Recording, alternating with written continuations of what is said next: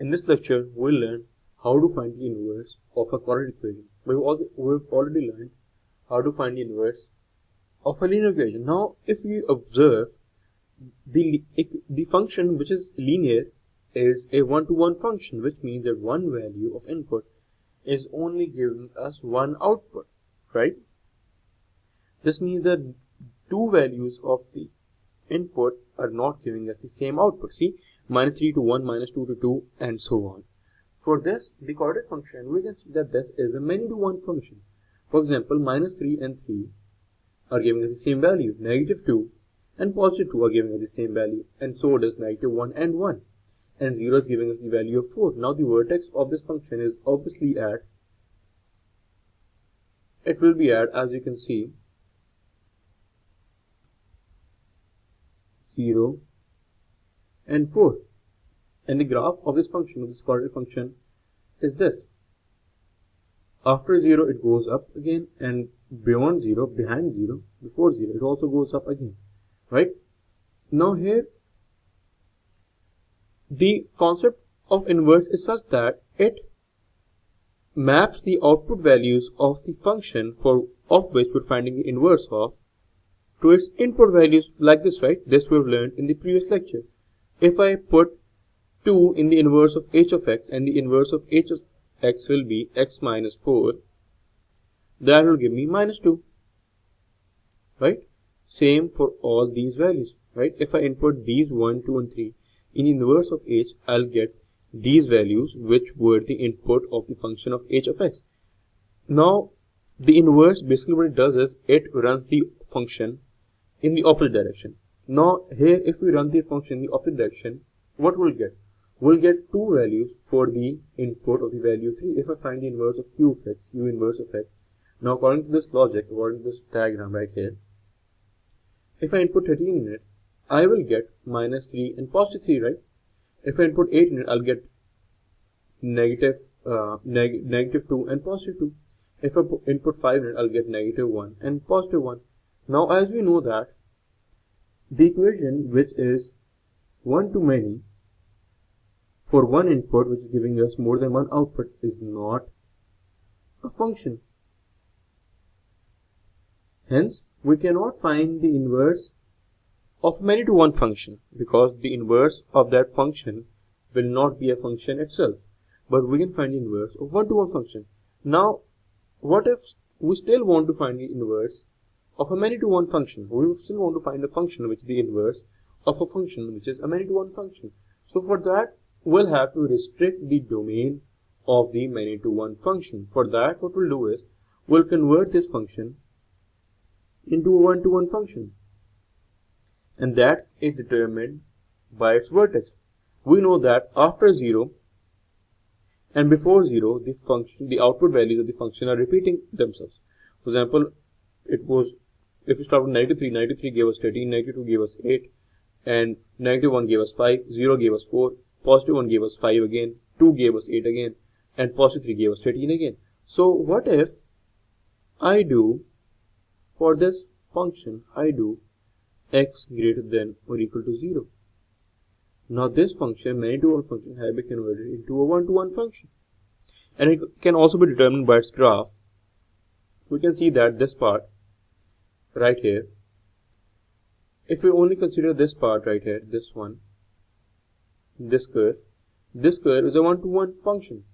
And so is this curve. When these two are joined by the vertex, only then this represents or gives us a many-to-one function. In this region, this curve is representing us a one-to-one function. So hence, by restricting its domain, we can logically find the inverse of the function which is quadratic. Now, how to find the inverse of a quadratic function? It's quite simple though. We've learned this in the quadratic chapter, which is, let's say we're given a function y equals to 3x squared plus 5x plus 4, right? Now first of all, we need to know its vertex. Now the vertex of this function is -0.833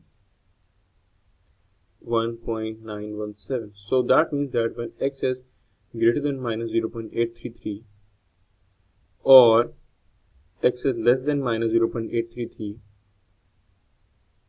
this many to one function is a one-to-one function, right? Then we can find its inverse. Now the procedure of finding the inverse of quadratic function is that you need to convert the quadratic function into its completed square form. Now if you convert this into its completed square form, we'll get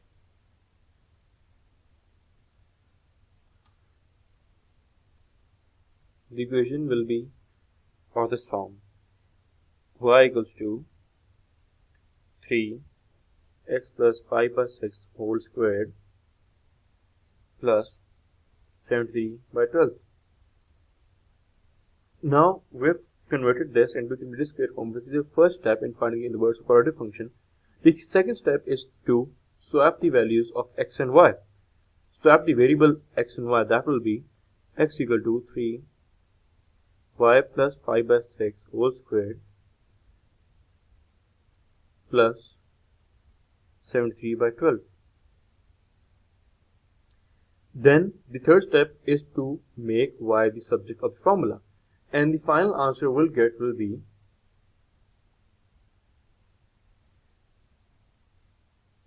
y equals to negative 5 by 6 plus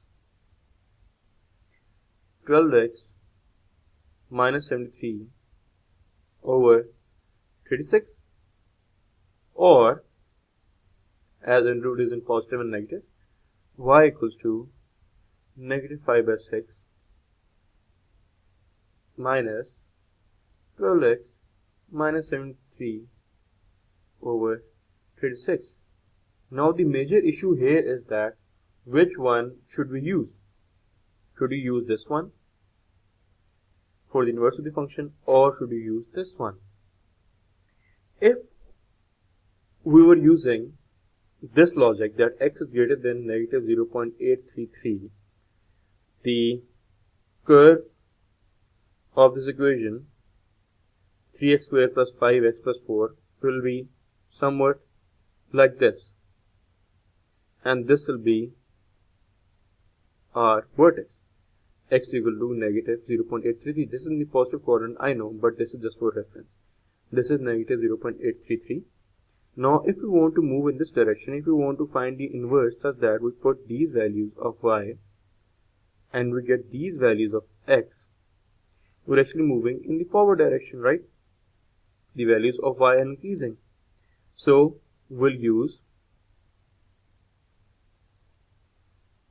this function, right? If I would have taken x less than negative 0.833, right? Now we'll moving in this direction. We'll be inputting these values and we'll be getting these values, right? Then we'll use this equation, because the inverse of quadratic function of any function runs the original function in the opposite direction, right? So this is how you find the inverse of a quadratic function. And let's name this inverse q inverse of x, right? Q inverse of x. For this, our domain is this one. This is our domain for this inverse, and this is for this one. So it all depends on the original function, on the domain of the original function for which you have found the inverse.